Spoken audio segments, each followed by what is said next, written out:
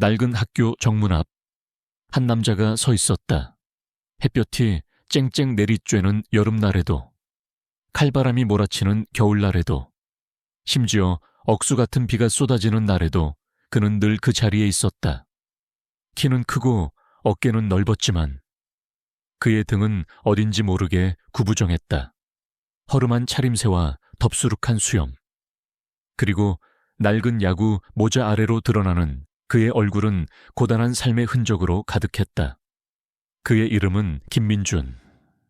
그는 매일 아침 아이들의 등교 시간과 오후 하교 시간에 맞춰 학교 정문 앞에 나타났다.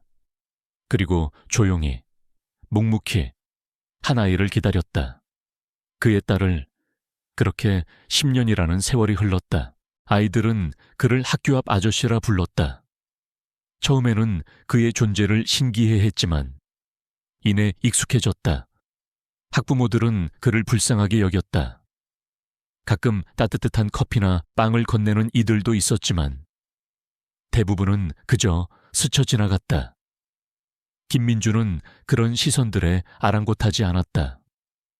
그의 시선은 오직 학교 정문으로 향할 뿐이었다.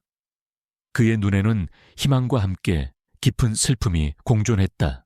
이 학교의 5학년 담임교사인 이지연은 김민준의 존재를 오래전부터 알고 있었다. 그녀는 열정적이고 따뜻한 마음을 가진 교사였다. 매일 아침 아이들을 맞이하고 배웅하는 길에 그녀는 늘 김민준을 보았다. 처음에는 그를 그저 별난 학부모 정도로 생각했지만 시간이 지날수록 그의 묵묵한 기다림에 깊은 의문을 품게 되었다. 10년 동안 매일 같은 자리에서 딸을 기다린다니.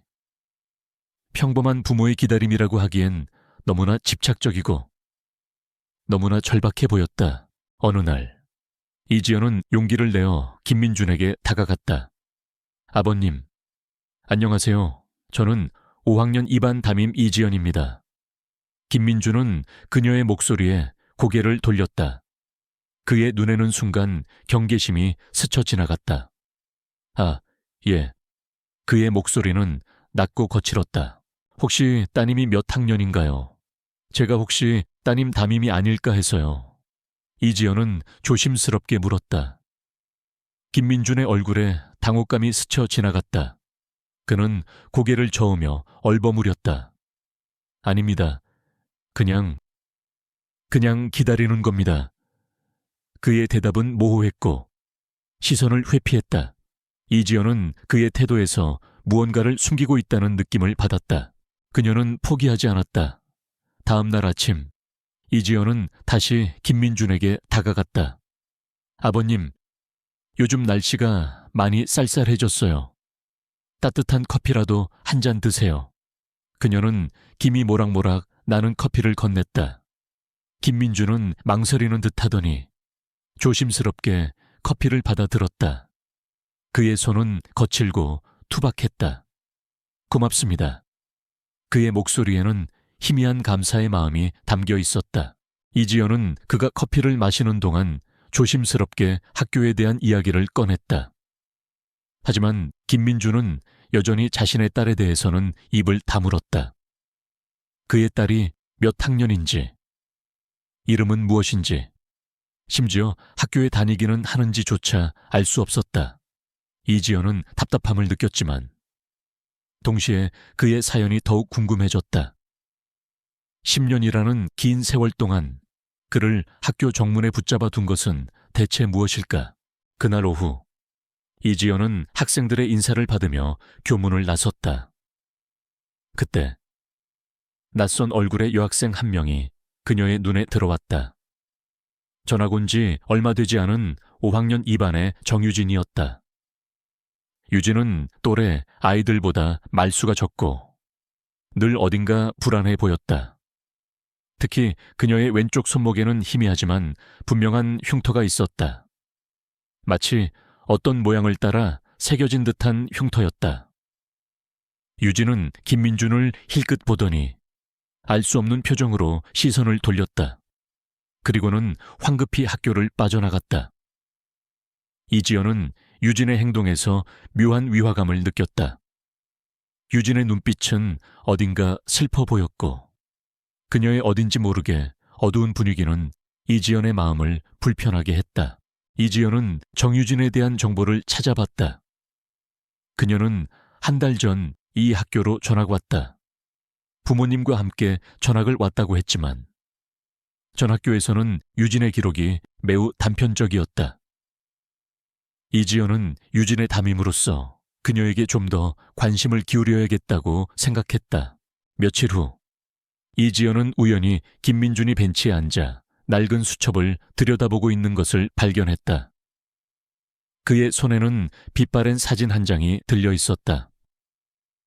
이지연은 조심스럽게 다가가 그의 어깨너머로 사진을 훔쳐봤다. 사진 속에는 앳된 얼굴의 어린 여자아이가 환하게 웃고 있었다. 머리에는 예쁜 머리띠를 하고 있었고 손목에는 희미한 별 모양의 점이 보였다. 그 점은 어딘가 익숙했다. 이지연은 순간 정유진의 손목에 있는 흉터를 떠올렸다. 설마 그때 김민준이 인기척을 느끼고 황급히 사진을 수첩 안으로 집어넣었다. 그의 표정에는 당혹감과 함께 분노가 스쳐 지나갔다. 무슨 짓입니까? 그의 목소리는 이전에 없이 날카로웠다. 이지연은 그의 반응에 당황했지만 이내 침착하게 말했다. 죄송합니다. 제가 실례했습니다. 하지만 아버님 따님 사진인가요? 따님이 별 모양의 점이 있었나요? 김민준의 얼굴은 굳어졌다. 그는 아무 말 없이 자리에서 일어나 학교 정문을 향해 터벅터벅 걸어갔다. 그의 뒷모습은 더욱 구부정해 보였다. 이지연은 그의 뒷모습을 바라보며 깊은 생각에 잠겼다. 사진 속 아이의 별 모양 점, 그리고 유진이의 손목에 있는 흉터, 단순한 우연일까? 아니면 두 사람 사이에 어떤 연결고리가 있는 것일까? 그녀의 직감은 이 모든 것이 단순한 우연이 아니라고 속삭였다. 김민준의 딸과 정유진, 두 사람 사이에는 분명히 어떤 비밀이 숨겨져 있었다. 그리고 그 비밀은 10년이라는 긴 세월 동안 김민준을 학교 정문 앞에 묶어둔 이유와 깊이 연관되어 있을 것이었다. 이지연은 이 수수께끼를 풀어야겠다고 결심했다. 그 안에는 분명히 누군가의 아픔과 진실이 숨겨져 있을 것이었다. 교실 창밖으로 햇살이 쏟아져 들어왔지만 정유진의 얼굴에는 늘 그림자가 드리워져 있었다. 이지연은 유진에게 더욱 세심하게 신경을 썼다. 유진은 수업 시간에는 조용했고 친구들과도 잘 어울리지 못했다. 쉬는 시간에는 주로 창밖을 멍하니 응시하거나 혼자서 그림을 그렸다. 그녀의 그림은 대부분 어두운 색채로 그려진 집과 그 안에 갇힌 듯한 어린 소녀의 모습이었다. 이지연은 유진의 그림에서 알 수 없는 슬픔과 불안감을 느꼈다. 어느 날 이지연은 유진에게 다가가 물었다. 유진아, 혹시 손목에 있는 흉터 괜찮니? 어디서 다친 거야? 유진은 황급히 소매를 내려 흉터를 가렸다. 그녀의 얼굴에는 당혹감과 함께 희미한 공포가 스쳐 지나갔다. 아, 그냥 어릴 때 다친 거예요. 그녀의 목소리는 작고 떨렸다. 이지연은 더 이상 묻지 않았다. 하지만 유진의 반응은 그녀의 의심을 더욱 굳혔다. 이지연은 김민준의 사진 속 아이의 별 모양 점과 유진의 손목 흉터 사이에 연관성을 파고들기로 결심했다. 그녀는 인터넷에서 선천성 혈관종 또는 모반과 같은 피부 질환에 대해 검색했다. 별 모양의 혈관종은 흔치 않지만 불가능한 것은 아니었다. 이지연은 유진의 손목 흉터가 그저 단순한 상처가 아닐 수도 있다는 생각을 지울 수 없었다. 며칠 후 이지연은 체육 시간을 빌미로 아이들의 건강 상태를 확인하는 시간을 가졌다. 유진은 최대한 자신의 손목을 감추려 했지만 이지연은 조심스럽게 유진의 팔을 잡았다. 유진아, 잠시만 팔 좀 보여줄래? 혹시 어디 불편한 데는 없는지 확인하려고. 유진은 마지못해 팔을 걷어 올렸다. 이지연의 눈은 유진의 손목에 있는 희미한 흉터에 고정되었다. 그것은 어릴 적 심한 화상이나 상처로 인해 생긴 듯한 흉터였지만 그 희미한 자국 너머로 별 모양의 흔적이 보였다. 마치 누군가 그 별을 지우려 애쓴 듯한 흔적이었다. 이지연의 심장이 빠르게 뛰었다. 김민준의 사진 속 아이의 손목에 있던 별 모양 점과 완벽하게 일치했다. 단순한 우연이라고 하기엔 너무나도 선명한 증거였다. 유진이 김민준의 잃어버린 딸. 김아름일 수도 있다는 강한 확신이 그녀의 마음속에 자리 잡았다. 그날 저녁, 이지연은 김민준을 찾아갔다. 그는 여느 때처럼 학교 정문 앞 벤치에 앉아 있었다. 이지연은 그의 앞에 앉아 조용히 말을 꺼냈다. 아버님, 제가 오늘 유진이의 손목을 봤습니다. 거기에 별 모양의 흉터가 있었어요.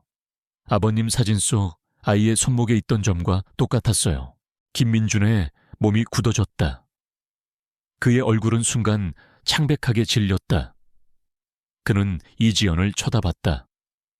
그의 눈에는 놀라움과 함께 깊은 절망감이 스쳐 지나갔다. 무슨 소리를 하는 겁니까? 그의 목소리는 낮게 깔렸지만 그 속에는 불안감이 역력했다. 이지연은 김민준의 손에 들린 낡은 수첩을 가리켰다. 아버님 딸 이름이 김아름이죠. 10년 전 혹시 아버님 따님이 실종되거나 그런 적이 있으신가요? 김민준의 손에서 수첩이 떨어졌다. 그의 얼굴은 산산조각 난 듯 일그러졌다. 그의 눈에서 뜨거운 눈물이 봇물처럼 쏟아져 내렸다. 그는 고개를 떨구고 흐느끼기 시작했다. 그의 어깨는 격렬하게 들썩였다. 10년 동안 굳게 닫혀있던 그의 마음의 문이 이지연의 질문 한마디에 와르르 무너져 내렸다. 아름이, 내 딸. 그의 목소리는 고통으로 가득했다. 10년 전 학교 앞에서 한눈판 사이에 사라졌어. 그는 힘겹게 입을 열었다. 그의 목소리는 슬픔과 죄책감으로 점철되어 있었다. 그날도 평소처럼 아름이를 학교에 데려다주고 학교 앞에서 기다리고 있었어. 잠시 한눈을 판 사이에 아름이가 사라졌어. 온 동네를 뒤지고 경찰에 신고하고 아무리 찾아도 아름이는 나타나지 않았어. 흔적도 없이 사라져 버렸어. 김민준은 고개를 저었다. 그의 눈에는 그날의 악몽이 생생하게 떠오르는 듯했다. 경찰은 내가 아이를 제대로 돌보지 못했다고 나를 비난했어. 사람들이 모두 나를 이상하게 봤어. 내가 아름이를 잃어버린 못난 아비라고 손가락질했지. 하지만 나는 확신했어.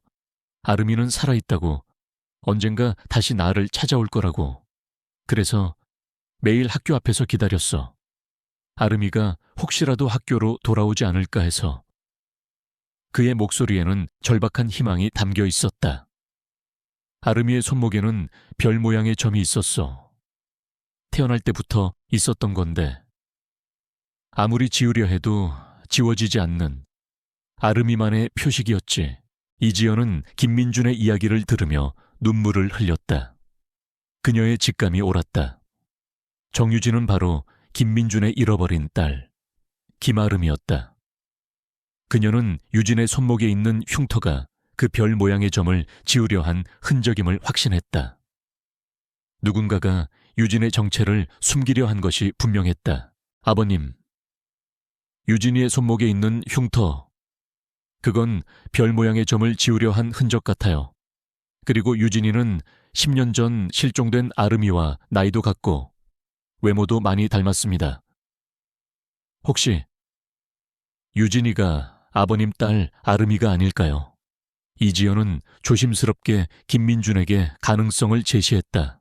김민준은 이지연의 말에 믿을 수 없다는 듯 그녀를 쳐다봤다. 그의 눈에는 희미한 희망의 불꽃이 피어나는 듯했다. 유진이가 아름이라고요. 정말입니까? 그의 목소리는 떨렸다. 제가 유진이의 가족 관계를 다시 한번 확인해 볼게요. 그리고 유진이의 과거를 더 깊이 파헤쳐 봐야 할 것 같아요. 유진이의 손목에 있는 흉터가 그저 단순한 우연이 아닐 겁니다. 이지연은 단호하게 말했다. 그녀는 김민준에게 희망을 주고 싶었다. 동시에 유진이의 숨겨진 진실을 밝혀내고 싶었다. 이지연은 유진의 전학교 기록을 다시 살펴보았다. 유진이 전학 오기 전 다녔던 학교는 외곽 지역의 작은 학교였다. 그곳의 기록은 더욱 부실했다. 부모님의 직업이나 이전 거주지에 대한 정보도 매우 모호했다. 마치 유진의 흔적을 의도적으로 지우려 한 듯한 느낌이었다. 그날 밤, 이지연은 잠을 이룰 수 없었다. 그녀는 김민준의 절박한 눈빛과 유진의 슬픈 눈빛을 번갈아 떠올렸다. 이 두 사람 사이에는 10년이라는 긴 세월 동안 묻혀있던 잔인한 진실이 숨겨져 있었다. 그리고 그 진실은 김민준이 학교 앞에서 10년 동안 딸을 기다린 이유였다. 이지연은 이 수수께끼를 반드시 풀어야겠다고 다짐했다. 그것은 단순한 교사의 의무를 넘어선 한 사람의 인생을 되찾아주는 중요한 일이었다. 그녀는 이제 김민준과 함께 잃어버린 딸을 찾기 위한 긴 여정을 시작해야 했다. 김민준은 이지연의 말에 희미한 희망을 품었다. 10년이라는 긴 세월 동안 굳게 닫혀있던 그의 마음에 한 줄기 빛이 스며드는 듯했다. 유진이 그의 딸 아름이일지도 모른다는 가능성은 그에게 다시 살아갈 이유를 주었다. 이지연은 그런 민준의 눈빛에서 그의 절박한 심정을 읽었다. 그녀는 반드시 이 진실을 밝혀내야겠다고 다짐했다. 이지연은 유진의 전학 서류를 다시 한번 꼼꼼히 살펴보았다. 유진의 가족 사항에는 정훈과 김미영이라는 이름이 부모로 기재되어 있었다. 전학 전 주소는 도시 외곽의 한적한 주택가였다. 그녀는 인터넷으로 정훈과 김미영의 이름을 검색해 보았다. 놀랍게도 정훈은 꽤 유명한 건설회사 대표였다.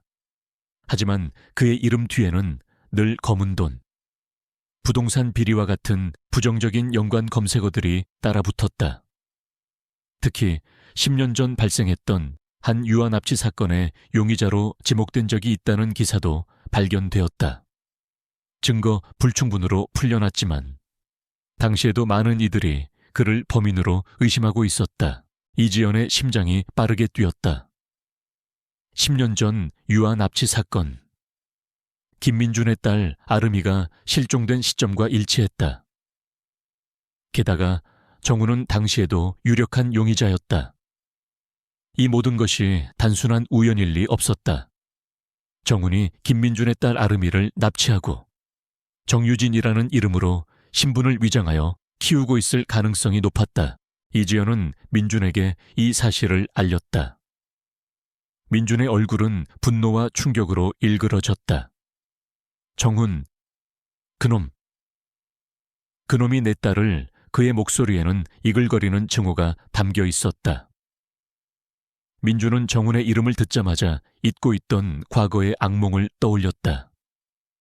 정훈은 민준이 운영하던 작은 공장을 빼앗기 위해 온갖 비열한 수단과 방법을 동원했던 인물이었다. 민준은 결국 공장을 잃었고 삶의 터전을 잃은 채 절망 속을 헤매야 했다. 그런데 그 악마 같은 자가 자신의 딸까지 빼앗아 갔다니 민준의 눈에서는 피눈물이 쏟아지는 듯했다. 아버님, 침착하세요. 아직 확실한 건 아무것도 없습니다. 하지만 가능성은 충분합니다. 우리는 증거를 찾아야 합니다. 이지연은 민준을 진정시켰다. 유진이의 손목에 있는 흉터가 그 별 모양의 점을 지우려 한 흔적이라는 것을 증명해야 합니다. 그리고 정훈이 10년 전 유아 납치 사건과 관련이 있다는 것도요. 민준은 주먹을 꽉 쥐었다. 그의 눈은 복수심으로 번뜩였다. 내가 반드시 아르미를 되찾고 그놈에게 복수할 거야. 그들은 비밀리에 조사를 시작했다. 이지연은 교사의 신분을 이용하여 유진에 대한 정보를 더 깊이 파고들었다. 유진의 생활 기록부, 건강검진 기록, 그리고 가정 방문을 통한 유진이의 성장 환경 등. 유진의 건강 기록에는 손목 부상에 대한 기록이 있었지만 그 원인이나 치료 과정은 모호했다. 마치 의도적으로 기록을 간략화한 듯한 느낌이었다. 가정 방문을 갔을 때 이지연은 정훈과 김미영 부부를 만났다. 겉으로는 친절하고 인자한 부부처럼 보였지만 이지연은 그들의 눈빛에서 어딘지 모르게 차가움과 경계심을 느꼈다. 유진은 이지연 앞에서 부모님에게 순종적인 모습을 보였지만 그녀의 눈빛은 불안하게 흔들렸다. 특히 정훈이 유진의 어깨를 감싸 안을 때 유진의 몸이 미세하게 경직되는 것을 이지연은 놓치지 않았다. 그것은 사랑하는 부모에게서 나올 수 있는 반응이 아니었다. 마치 훈련된 것처럼 이지연은 유진의 방을 둘러보았다. 방은 깨끗하게 정돈되어 있었지만 유진의 그림에서 보았던 어두운 색채의 흔적은 찾아볼 수 없었다. 오히려 밝고 화사한 인형과 장난감들로 가득했다. 이지연은 유진의 책상 한쪽에 놓인 앨범을 발견했다. 앨범 속에는 유진이 어릴 적부터 지금까지의 사진들이 빼곡히 담겨 있었다. 그러나 이상하게도 유진의 어릴 적 사진들은 모두 어색하고 부자연스러워 보였다. 그녀의 미소는 경직되어 있었고 눈빛은 공허했다. 마치 누군가에게 강요된 듯한 모습이었다. 특히 유진이 5살 때 찍은 사진에서 이지연은 또 다른 단서를 발견했다. 사진 속 유진은 긴팔 옷을 입고 있었지만 살짝 걷어 올려진 소매 아래로 희미하게 별 모양의 점이 보였다. 그 점은 이후의 사진들에서는 찾아볼 수 없었다. 이지연은 유진의 손목에 있는 흉터가 그 별 모양의 점을 지우기 위해 고의적으로 만든 상처라는 것을 확신했다. 그날 밤 이지연은 민준에게 유진의 앨범에서 찍어온 사진들을 보여주었다. 민준은 사진 속 어린 유진의 모습을 보자마자 눈물을 쏟았다. 아름이야. 내 딸 아름이. 그는 사진 속 아이가 자신의 딸 아름이라는 것을 한눈에 알아봤다. 얼굴은 조금 변했지만 웃는 모습이나 눈빛은 영락없는 아름이었다. 특히 손목에 희미하게 남아있는 별 모양의 점은 그 어떤 의심도 할 수 없게 만들었다. 민주는 아름이가 자신을 떠난 후 홀로 얼마나 힘든 시간을 보냈을지 생각하며 가슴이 찢어지는 듯했다. 그는 정훈에 대한 복수심에 이를 갈았다. 이제 우리는 유진이가 아름이라는 것을 확신할 수 있어요. 하지만 중요한 것은 유진이의 기억입니다. 유진이가 자신의 과거를 기억하지 못한다면 우리가 아무리 증거를 제시해도 소용없을 거예요. 이지연은 침착하게 말했다. 정훈은 분명 유진이의 기억을 지우려 했을 겁니다. 그들은 유진의 기억을 되살릴 방법을 모색했다. 민주는 아름이와 함께했던 추억들을 떠올렸다. 아름이가 가장 좋아했던 노래, 자주 갔던 놀이터, 그리고 그녀가 아끼던 인형. 이지연은 그런 사소한 것들이 유진의 잠재든 기억을 깨울 수 있을 거라고 생각했다.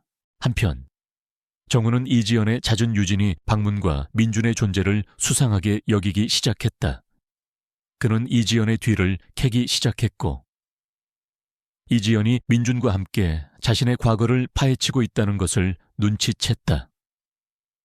정훈의 얼굴에는 냉혹한 미소가 떠올랐다. 그는 자신이 10년 동안 완벽하게 숨겨왔던 비밀이 드러날 위기에 처하자 이지연과 민준을 제거할 계획을 세우기 시작했다.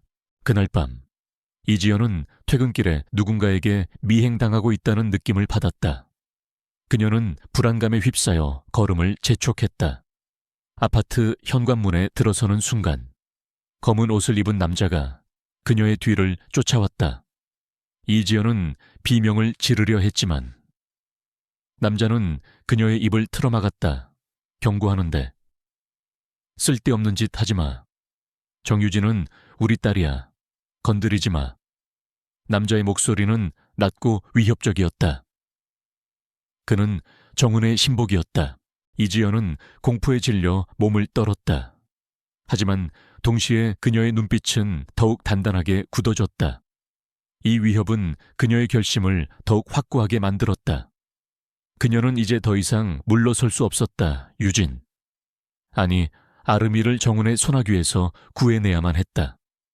그녀는 이제 김민준과 함께 목숨을 건 싸움을 시작해야 했다. 그들의 앞에는 거대한 어둠이 드리워져 있었지만 그들은 희망의 불꽃을 놓지 않았다.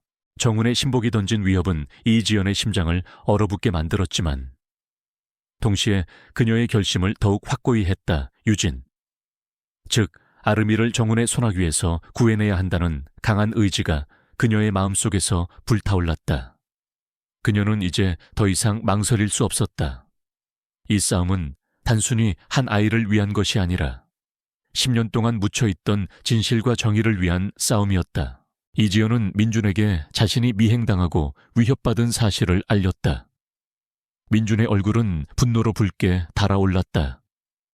그놈들이 감히 이지연 선생님까지 건드려 그의 주먹이 부들부들 떨렸다. 내가 무슨 일이 있어도 아름이를 되찾고 그놈들에게 모든 죗값을 치르게 할 거야. 민준의 눈빛은 이전보다 훨씬 더 강렬하고 단호해졌다.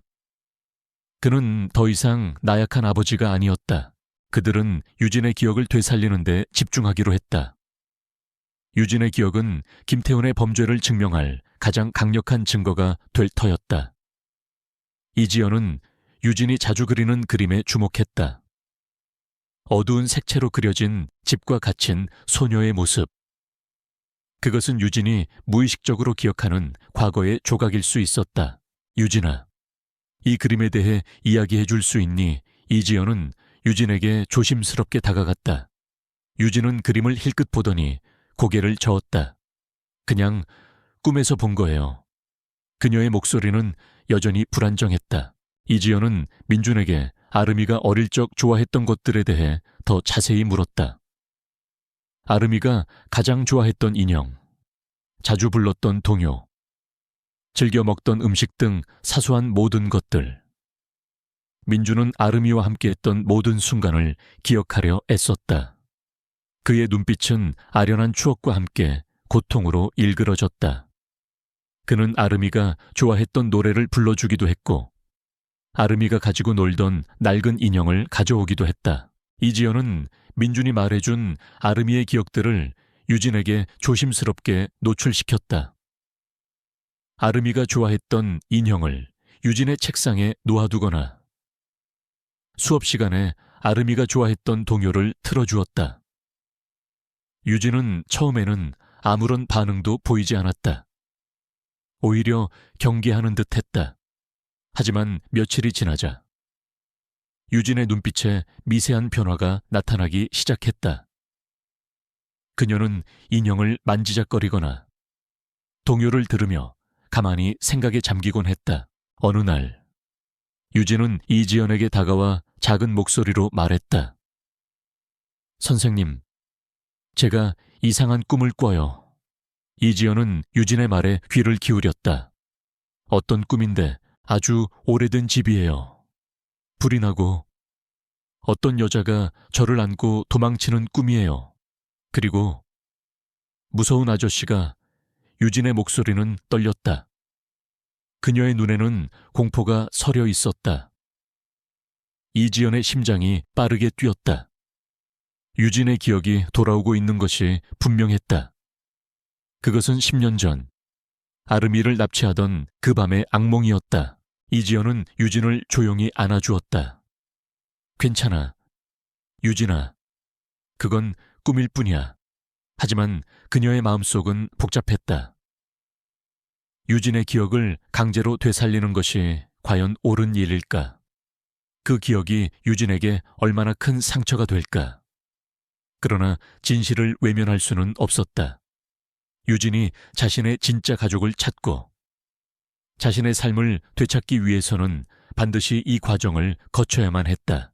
한편 정우는 이지연과 민준의 움직임을 계속해서 주시했다.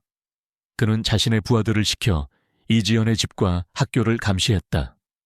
정우는 이지연이 유진에게 접근하는 것을 막기 위해 유진을 조퇴시키거나 학교에 오지 못하게 하기도 했다. 하지만 이지연은 집요했다. 그녀는 유진을 만나기 위해 온갖 방법을 동원했다. 정우는 이지연이 자신의 과거를 파헤치고 있다는 것을 확신하게 되었다. 그는 분노에 휩싸였다. 정우는 자신이 10년 동안 완벽하게 숨겨왔던 비밀이 드러날 위기에 처하자 더욱 잔혹한 방법을 사용하기 시작했다. 그는 이지연의 학교에 압력을 넣어 그녀를 해고하려 했고 민준에게도 재정적인 압박을 가했다. 하지만 이지연과 민준은 굴하지 않았다. 그들은 서로에게 의지하며 굳건히 버텨냈다. 그러던 어느 날 이지연은 유진에게 작은 별 모양 목걸이를 선물했다. 그 목걸이는 아름이가 어릴 적 민준이 선물해준 목걸이와 똑같은 모양이었다. 유진은 목걸이를 보자마자 손으로 움켜쥐었다. 그녀의 눈에서는 눈물이 왈칵 쏟아져 내렸다. 엄마가 이거 나한테 줬는데. 유진의 입에서 희미한 목소리가 흘러나왔다. 그녀의 기억이 완전히 돌아오고 있었다. 유진은 이지연에게 자신이 기억하는 모든 것을 털어놓았다. 불이 나던 밤, 엄마가 자신을 품에 안고 도망치려 했던 순간, 그리고 어떤 남자에게 붙잡혀 강제로 차에 태워진 기억까지, 그녀는 그 남자의 얼굴을 희미하게 기억했다. 정훈이었다. 유진은 정훈이 자신의 손목에 있는 별 모양 점을 보고 칼로 흉터를 만들었던 기억까지 생생하게 떠올렸다. 정훈은 유진의 정체를 숨기기 위해 그녀의 특징적인 점을 지우려 했던 것이다. 유진의 기억이 돌아오자 그녀는 정훈과 김미영 부부를 극도로 두려워하게 되었다. 그녀는 학교에 가는 것을 거부했고 이지연의 곁에만 있으려 했다. 이지연은 유진을 자신의 집으로 데려왔다. 민준도 그곳에 함께했다.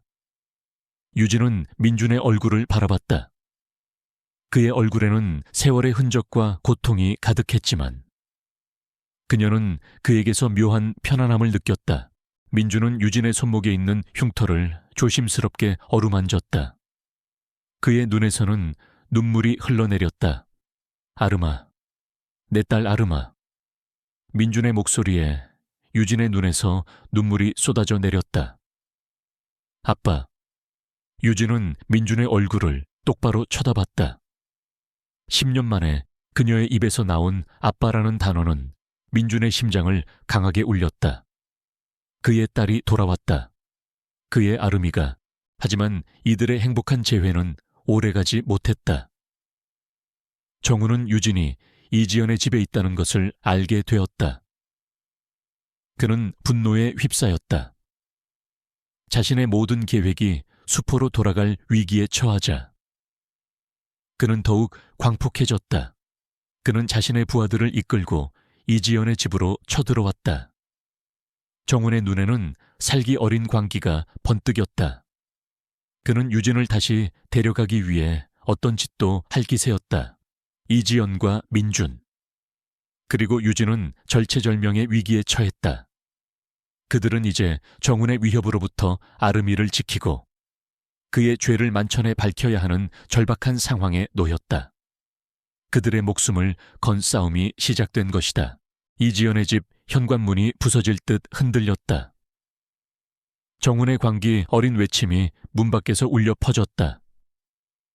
정유진, 당장 나와 쓸데없는 짓 하지 말고. 그의 목소리에는 살기 어린 분노가 가득했다. 이지연은 유진과 민준을 거실 안쪽으로 밀어넣으며 문을 굳게 잠갔다. 그녀의 심장은 격렬하게 뛰었지만 그녀의 눈빛은 흔들림 없었다.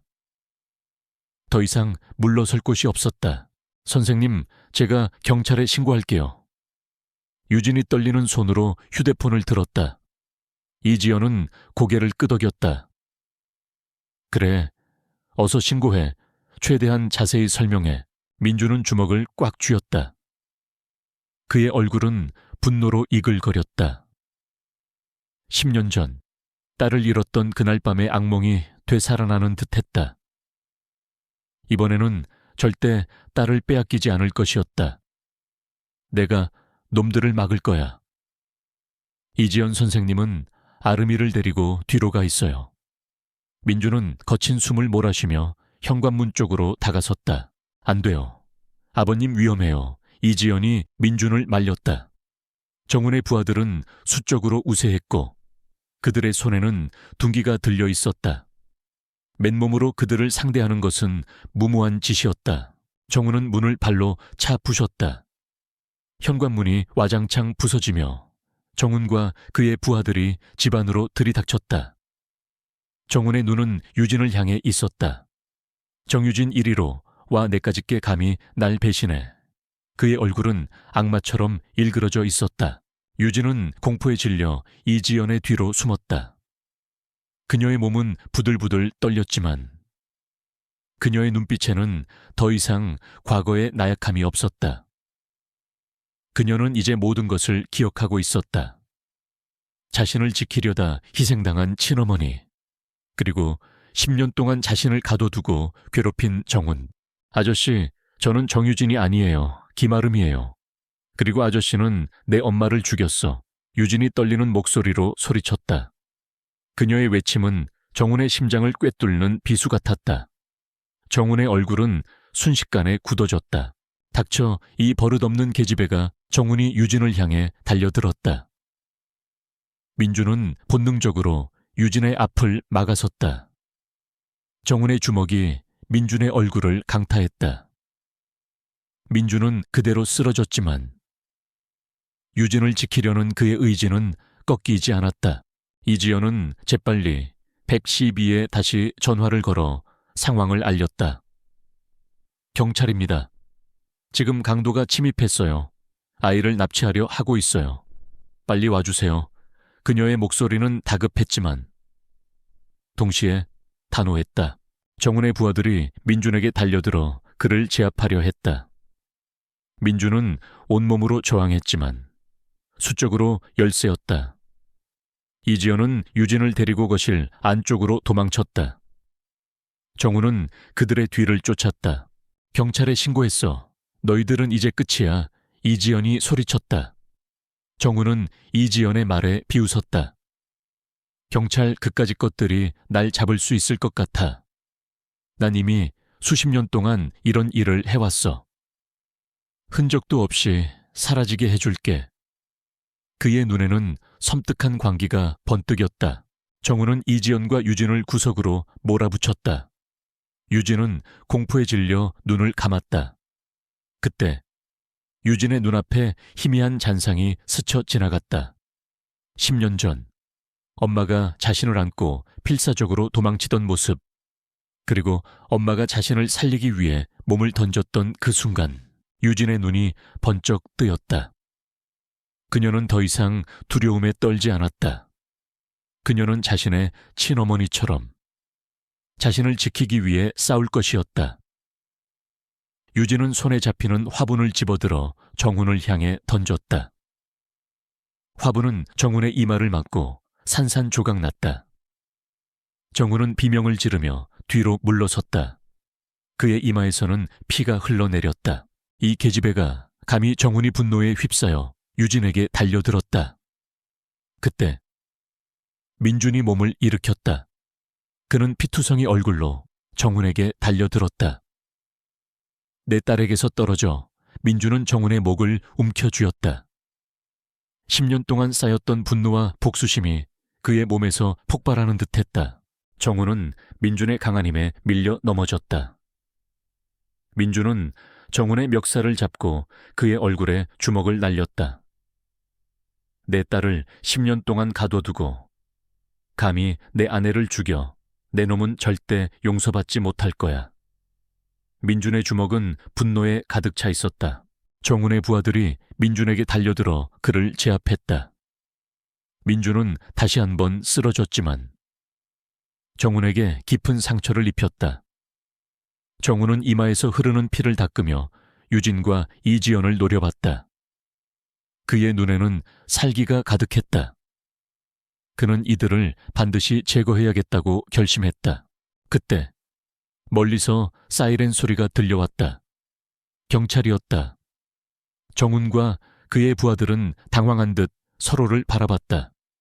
정훈은 마지막으로 유진을 향해 손을 뻗었다. 다음에 볼 때는 널 반드시 내 것으로 만들 거야. 그의 목소리에는 섬뜩한 집착이 담겨 있었다. 경찰이 들이닥치자 정훈과 그의 부하들은 도주를 시도했다. 하지만 이미 늦었다. 이지연의 정확한 신고와 민준의 용감한 저항 덕분에 경찰은 정훈과 그의 부하들을 현장에서 체포할 수 있었다. 정훈은 자신의 모든 계획이 수포로 돌아갔다는 것을 깨닫고 절규했다. 그의 얼굴에는 분노와 함께 절망감이 뒤섞여 있었다. 유진은 경찰에 자신이 김아름이라는 사실과 함께 정훈에게 납치되어 10년 동안 감금당했던 모든 사실을 털어놓았다. 그녀의 증언은 정훈의 범죄를 증명할 결정적인 증거가 되었다. 경찰은 정훈의 집과 사무실을 압수수색하여 유진을 납치하고 신분을 위장한 증거들을 추가로 확보했다. 10년 동안 묻혀있던 진실이 드디어 빛을 본 순간이었다. 민준은 유진을 끌어안았다. 10년 만에 되찾은 딸이었다. 그의 눈에서는 기쁨과 함께 안도의 눈물이 흘러내렸다. 아름아, 내 딸 아름아. 유진도 민준의 품에 안겨 흐느꼈다. 그들의 재회는 고통스러웠던 10년의 세월을 보상이라도 하듯 뜨거웠다. 이지연은 그들의 모습을 보며 눈물을 흘렸다. 그녀의 노력과 용기가 마침내 결실을 맺은 순간이었다.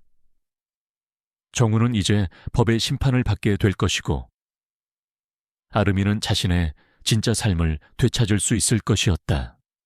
이 모든 것이 한 아버지의 10년 동안의 기다림에서 시작된 일이었다. 그리고 그 기다림은 마침내 한 가족의 비극을 끝내고 새로운 희망의 시작을 알렸다. 경찰서 취조실에는 정훈의 악에 바친 비명이 울려 퍼졌다. 그는 자신이 체포된 사실을 믿을 수 없다는 듯 날뛰었지만 유진의 명확한 증언과 이지연, 민준이 제시한 증거들 앞에서 그의 모든 거짓은 산산조각났다. 10년 전 유아 납치 사건은 다시 수면 위로 떠올랐고 정훈은 이번에는 결코 빠져나갈 수 없었다. 그의 얼굴은 분노와 함께 끔찍한 절망감으로 일그러졌다. 그는 모든 것을 잃었다는 것을 직감했다. 민준은 병원에서 치료를 받았다. 정훈의 부하들에게 맞은 상처는 깊었지만 그의 얼굴에는 고통 대신 희미한 미소가 떠올랐다. 그의 옆에는 유진. 이제는 김아름이 된 그의 딸이 앉아 있었다. 아름이는 민준의 손을 꼭 잡고 있었다.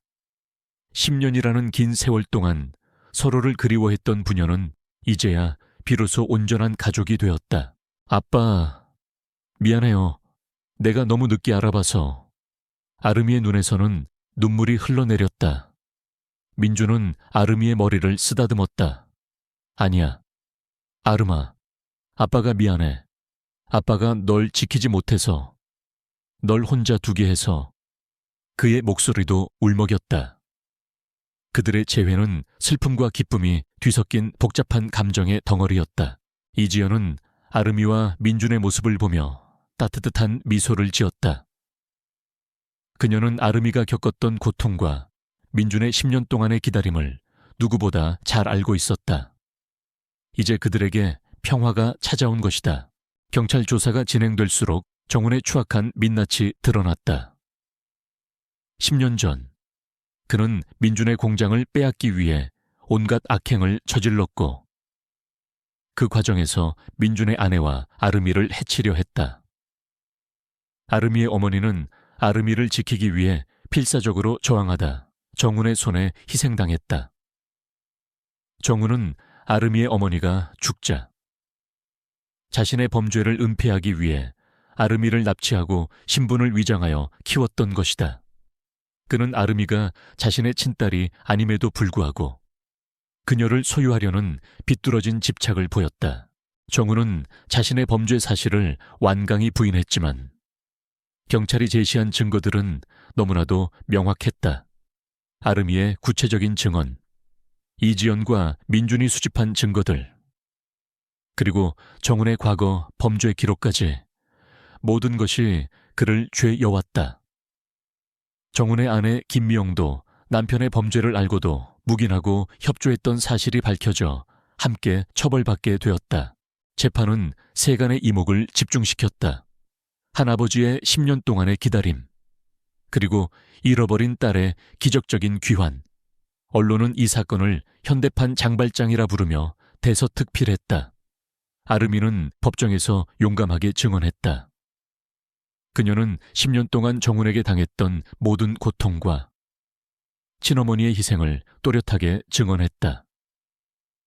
그녀의 증언은 법정에 모인 모든 사람들의 마음을 울렸다. 정훈은 법정에서도 오만하고 냉소적인 태도를 유지했지만 아름이의 증언 앞에서 그의 얼굴은 경련을 일으켰다. 그는 자신의 모든 것이 무너지는 것을 느꼈다. 그의 아내 김미영은 재판 내내 고개를 숙이고 있었지만 그녀의 눈빛에서는 깊은 후회와 함께 두려움이 느껴졌다. 마침내 선고 공판의 날이 밝았다. 재판장은 정훈에게 무기징역을 선고했다. 그는 자신의 모든 죄에 대한 합당한 대가를 치르게 되었다. 그의 아내 김미영도 공동정범으로 인정되어 유죄 판결을 받았다. 공권력은 마침내 정의를 구현했다. 10년 동안 묻혀있던 진실이 드디어 햇빛을 본 것이다. 법정을 나서는 민준의 발걸음은 더 이상 구부정하지 않았다. 그의 얼굴에는 오랜 고통에서 벗어난 듯한 후련함과 함께 아름이를 되찾았다는 행복감이 가득했다. 아름이는 민준의 손을 꼭 잡고 있었다. 그녀의 얼굴에도 미소가 떠올랐다. 이제 그들은 함께 새로운 삶을 시작할 수 있었다. 이지연은 민준과 아름이의 뒷모습을 바라보며 눈물을 글썽였다. 그녀의 노력과 용기가 두 사람에게 새로운 삶을 선물한 것이다. 아름이는 이지연에게 달려와 그녀를 와락 안았다. 선생님 정말 감사합니다. 선생님 덕분이에요. 아름이의 진심 어린 감사에 이지연은 따뜻하게 아름이를 안아주었다. 민준은 이지연에게 깊이 고개 숙여 감사했다. 이지연 선생님, 은혜는 평생 잊지 않겠습니다. 이지연은 고개를 저었다. 아버님, 제가 한 일은 당연한 일이었어요. 아름이가 자신의 삶을 되찾은 것이 가장 중요합니다. 그들의 이야기는 사회에 큰 반향을 일으켰다. 많은 사람들이 민준의 10년 동안의 기다림과 이지연의 용기 있는 행동에 감동했고 정의가 반드시 승리한다는 메시지에 희망을 얻었다. 10년 동안 학교 앞에서 딸을 기다린 아버지의 이야기는 희망과 인내, 그리고 가족의 소중함을 일깨워주는 감동적인 드라마로 기억될 것이었다. 이제 아름이는 더 이상 과거의 그림자에 갇히지 않을 것이었다. 그녀는 자신의 진짜 이름, 김아름으로 새로운 삶을 시작할 수 있었다. 그녀의 눈앞에는 밝은 미래가 펼쳐져 있었다. 법정에서의 선고는 정훈과 그의 아내에게 합당한 대가를 치르게 했지만 아름이와 민준에게는 긴 고통의 터널을 지나온 끝에 찾아온 한 줄기 빛과 같았다. 민준은 아름이의 손을 잡고 법원을 나섰다. 10년 동안 무거운 짐처럼 그의 어깨를 짓눌렀던 기다림은 이제 아름이를 되찾았다는 기쁨으로 대체되었다. 그의 얼굴에는 오랜만에 희미하지만 진정한 미소가 떠올랐다. 아름이는 민준의 옆에서 걸었다. 그녀의 눈빛은 아직 완전히 평온하지는 않았지만 이전의 불안과 공포 대신 새로운 희망과 안도감이 깃들어 있었다. 10년이라는 세월 동안 잃어버렸던 자신의 진짜 이름. 김아름을 되찾은 그녀는 이제 정유진이라는 가짜 이름 뒤에 숨겨진 그림자에서 벗어나 비로소 자유로워졌다. 이지연은 민준과 아름이의 모습을 흐뭇하게 바라봤다. 그녀의 마음속에는 따뜻한 감동과 함께 깊은 만족감이 차올랐다. 그녀는 아름이와 민준의 곁에서 그들이 새로운 삶을 시작할 수 있도록 묵묵히 도울 것이었다. 가장 먼저 아름이에게는 심리치료가 필요했다.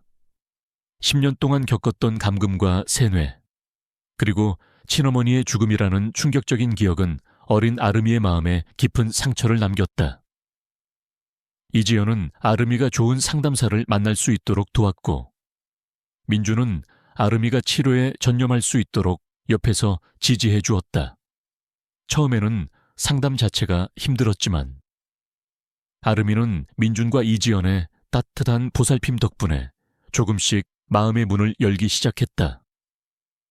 그녀는 자신의 감정을 표현하는 방법을 배우고 과거의 악몽에서 벗어나려 노력했다. 민준은 아름이에게 지난 10년 동안 해주지 못했던 모든 사랑을 쏟아부었다. 아름이가 좋아했던 음식들을 만들어주고 함께 놀아주고 매일 밤 아름이의 머리맡에서 잠이 들 때까지 옛날 이야기를 들려주었다.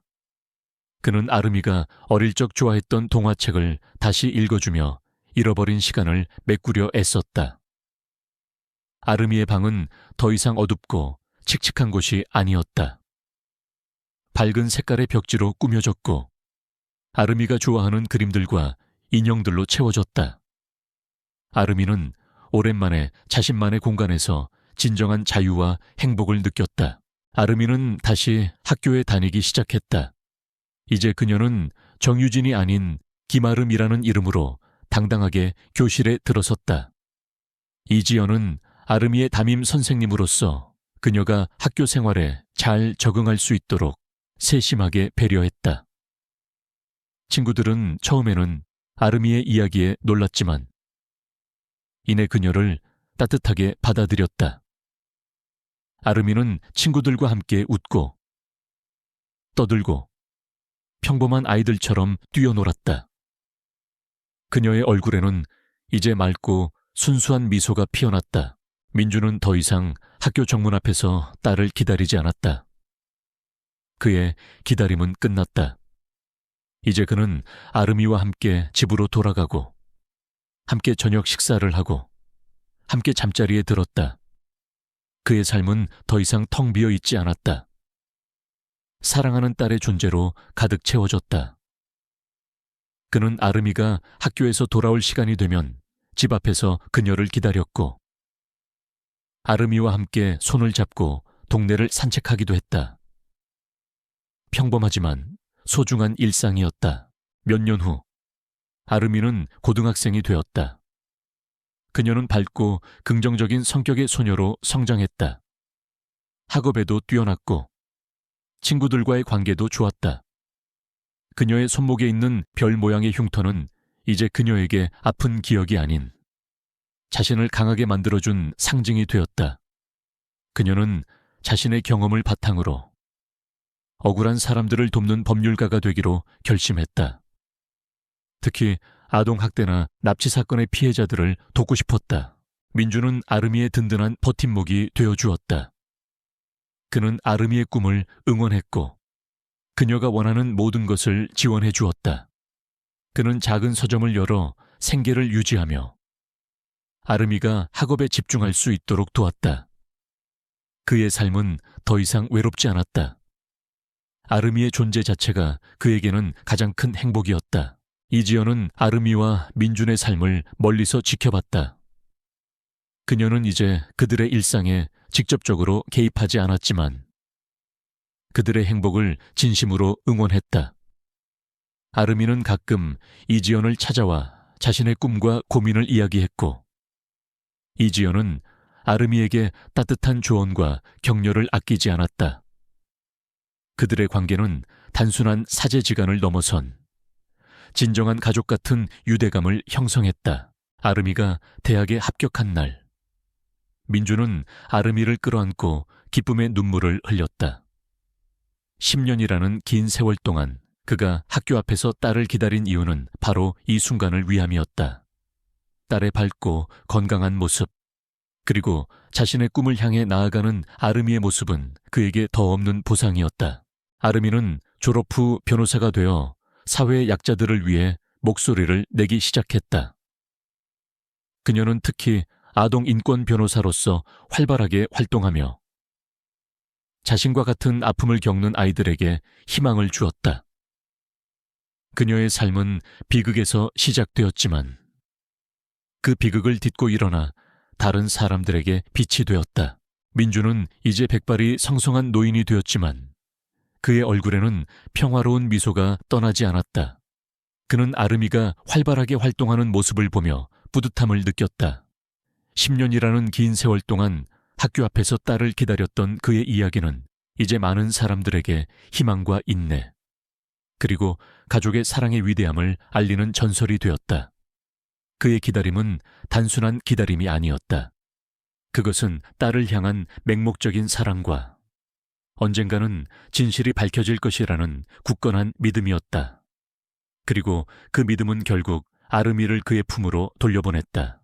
아름이는 자신의 인생에서 가장 큰 스승이자 은인이었던 이지연 선생님과 세상의 모든 고난을 이겨내고 자신을 지켜준 아버지 김민준에게 깊이 감사했다.